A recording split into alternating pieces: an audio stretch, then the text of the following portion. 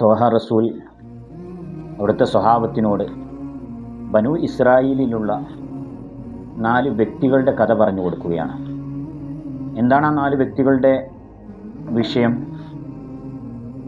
80 കൊല്ലം അവർ ജീവിച്ചു. ആ 80 കൊല്ലത്തിനിടക്ക് ഒരു കുറ്റം പോലും ആ 4 വ്യക്തികളും ചെയ്തില്ല എന്നുള്ളതാണ്. ഈ ഒരു ചരിത്രം പറഞ്ഞു കൊടുക്കുമ്പോൾ സ്വഹാബത്ത് അത്ഭുതപ്പെടുകയാണ്.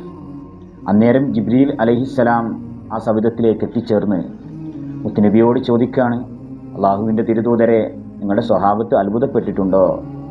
നബി സല്ലല്ലാഹു അലൈഹി വസല്ലം മറുപടി കൊടുക്കുകയാണ്, അതേ ജിബ്രീലെ, അത്ഭുതപ്പെട്ടിട്ടുണ്ട്. അപ്പോൾ ജിബ്രീൽ അലൈഹിസ്സലാം പറഞ്ഞ മറുപടിയാണ് നമുക്ക് ലൈലത്തുൽ ഖദർ എത്തിച്ചേരുന്ന സമയത്ത്, ഓരോ ലൈലത്തുൽ ഖദർ എത്തിച്ചേരുമ്പോൾ നമ്മുടെ ഹൃത്തടങ്ങളിൽ ഉണ്ടായിരിക്കേണ്ടത്. അവിടുന്ന് ജിബ്രീൽ അലൈഹിസ്സലാം പറഞ്ഞു കൊടുക്കുകയാണ്, ഈ 80 കൊല്ലം ജീവിച്ച് തെറ്റ് ചെയ്യാത്ത മനുഷ്യരെക്കാൾ കൂടുതൽ പുണ്യം നേടാനുള്ളൊരവസരം അള്ളാഹു നിങ്ങളുടെ സമുദായത്തിനേക്ക് നൽകിയിട്ടുണ്ട്. 83 വർഷവും 4 മാസവും ആരാധന ചെയ്ത കൂലി ഒരൊറ്റ രാത്രി കൊണ്ട് അള്ളാഹു സുബ്ഹാനഹു വ തആല നിങ്ങളുടെ സമുദായത്തിന് നൽകുന്നുണ്ട് നബിയെ